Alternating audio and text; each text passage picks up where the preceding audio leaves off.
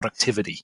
And that seems very squarely in line with the learning is the new working sort of philosophy, and definitely makes sense to us. But could you expand on the statement and what you've learned at Microsoft that makes you think that way? Yeah, definitely. I think the notion of learning being the new productivity is really critical in how we imagine and how we shape learning experiences for the future for the following reasons. One, if you look traditionally at how learning has occurred, it is a very dispersed sort of experience. You go into one environment, you learn a little bit of something, then you move into a different environment and you learn a whole lot of other things. But then you are left to your own devices to make the connection between what you learned in one environment, and somehow it is assumed that there is some sort of transfer that will happen into a different context, into a different environment. But what that does is that when people go into a specific learning experience or a learning environment, the artifacts of learning that occur within that environment remain very contained there. The two different environments where a learner might go to learn, they don't talk to each other. They don't understand the holistic picture of where the learner is coming from. So at a company like Microsoft, one of the big advantages that we have is that we sit on top of a multitude of products and services that people use to learn, which means that on a very broad scale, we are able to stitch together what happens across a learner's life cycle of learning in order to fully understand what the person might be doing in terms of learning behaviors and learning outcomes. There is, of course, a huge consideration, which is a natural part of this discussion, as to how much can you do that in a data-aware way, in an ethical way. And we will talk a lot more about ethics of data as we move forward in any of the learning experiences that we shape, I suppose. But the whole concept of being the new productivity is asking the question, what if we can design environments that can indeed talk to each other in meaningful ways in the service of the learner in a very ethical way? That is the fundamental question. That is a grand challenge question that we are dealing with in terms of product design. And this is not obvious at all, because if you talk to multiple people, they will give you completely different perspectives on even if we should think about all of these as one single ecosystem. But the ultimate truth is that for the learner, it is still the same individual walking through all of these experiences. So it is not somehow that they leave their self and move away from one environment to another. They leave behind their experiences, or they leave behind all of their learned artifacts. So that is the key behind learning being the new productivity. It's interesting. A little bit earlier in the series, I talked to a guy called Jeff Stead from Babbel, which is a big language learning platform in Europe. And he made exactly the same point, that it was kind of a revelation almost to him and his team when they understood that people learn languages using multiple tools, and it was not a discrete activity that happened on their platform. Rather, their platform was much, part of a very, very sort of complex set of tools and techniques and contexts where people learned and practiced a new language, for example. Really interesting stuff. When you assemble your team there at Microsoft, what kind of skills do you pull together, and what do you think about science informing the work that you do? What sort of scientific disciplines do you look towards? So the team that I co-lead, is a combination of traditional software engineering. We need software engineers to build out some other products. However, before even we get to the software engineering layer, we have a really strong group of user experience researchers, designers, program managers who really understand how to talk to customers and prioritize experimentation and productization. But we also have access to quite a strong data science team, because we do a lot of work with AI and machine learning. So our team is a combination of multiple disciplines. And very key to all of this is the scientific core on which we build our work. So I myself am a learning scientist, but we also have other people on our team who are learning scientists or who have PhDs in this space. So it is truly a multidisciplinary effort. And what is the sort of methodology or process by which you operate? I believe that experimentation, scientific experimentation, plays an important role. But how do you decide what you're going to work on, and how do you run the play? Yep. So, because we are an innovation studio, one of the things that we very quickly realized is that no single methodology that is published out there actually works completely well for our context. So, what we have done is we have taken a combination of design thinking with agile engineering, and we've come up with our own processes to really speed up the process of experimentation and actually trying things out. So, on a very traditional cadence, we would look at posing a problem and trying to talk to our customers very rapidly within a 2 week cycle, and trying to build out a prototype and test the prototype out with customers. So we sprint at a very, very high cadence. And it's exhausting for the team, and sometimes, because it's just a tremendous amount of work that goes into it. But it is not one single methodology that we've seen out there that we just adopt. It's a combination of design thinking in the very traditional sense of design thinking, plus engineering, agile sprint work. And how do you decide what experiments you want to run? Does that come from the design thinking, from the customer interaction, or do you have hypotheses that you take out and test?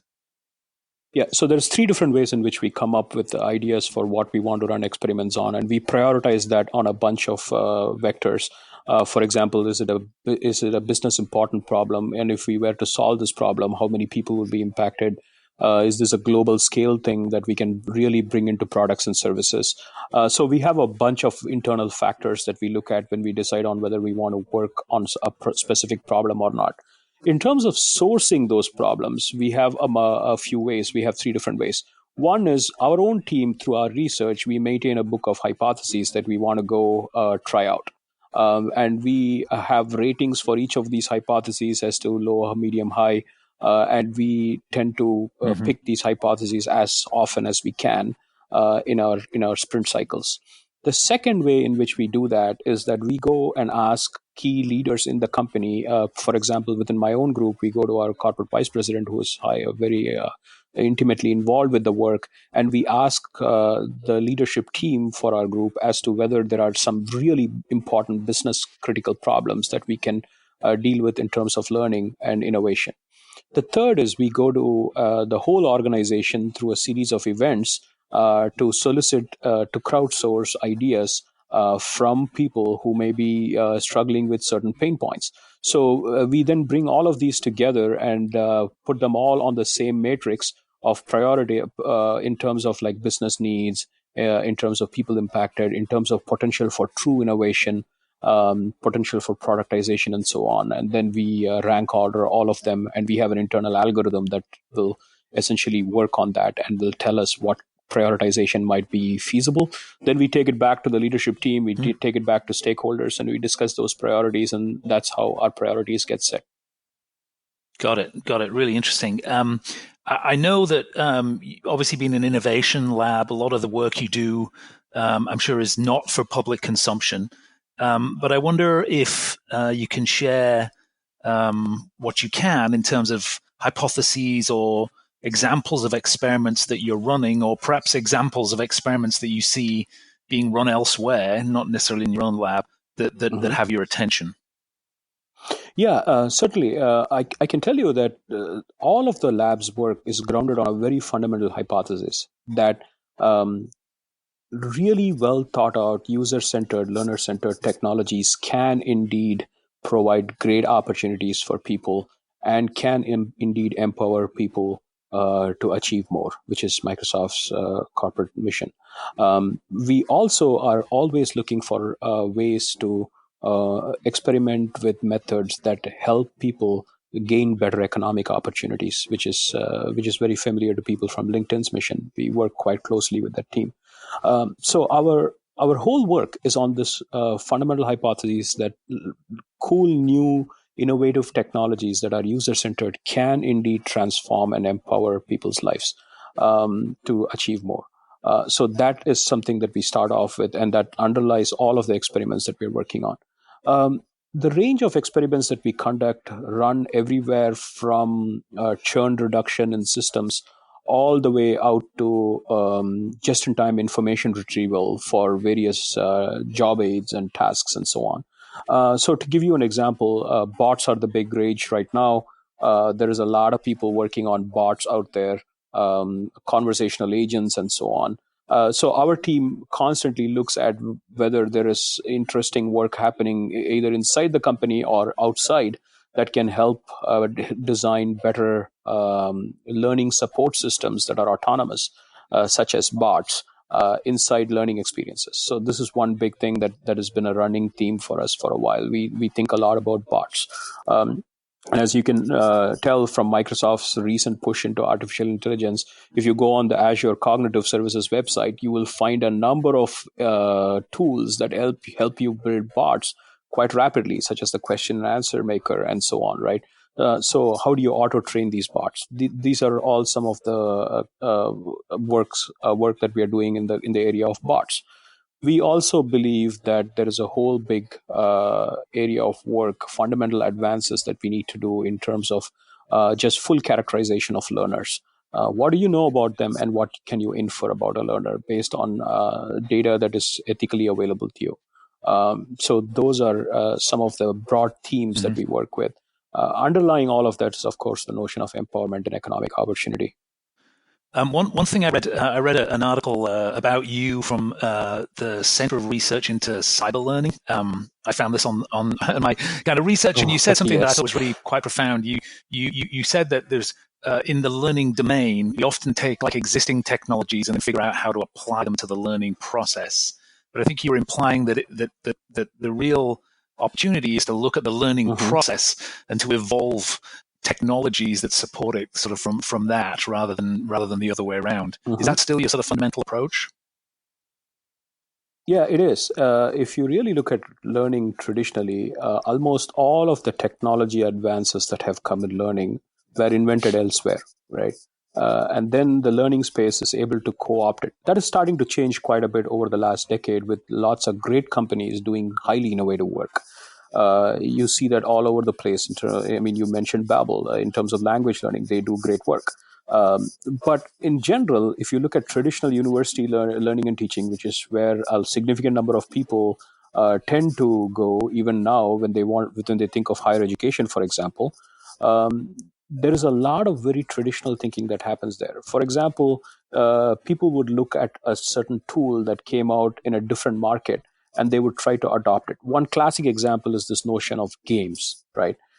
People notice that Xbox and PlayStation and all of these games are highly engaging. And so the whole idea of serious games for learning was evolved out of this space, that somehow games can help people learn better. There is a lot of merit to that kind of thinking. But the more fundamental question that we need to ask is that if we really have access to all of this research on learning and learning science that has happened over the last 6-7 decades, if not more, what would you change about the products and experiences that you invent today? How do you leverage them in a more reasonable way? And how do you enable your products and services to be more meaningful learning experiences for the learners? If you were to ask that question, maybe some of the innovations that we think of as traditional innovations would not be used in the learning space, but you would actually design something completely radically new. So our innovation studio is based on the premise that if you really are able to leverage the expertise in learning science that has evolved over the last half a century or so, we can arrive at completely transformative experiences for people that are quite different from what you might think of today. So you run these interesting experiments, you generate these hypotheses, you test them in a number of different environments. I'm imagining along different data sets and activities.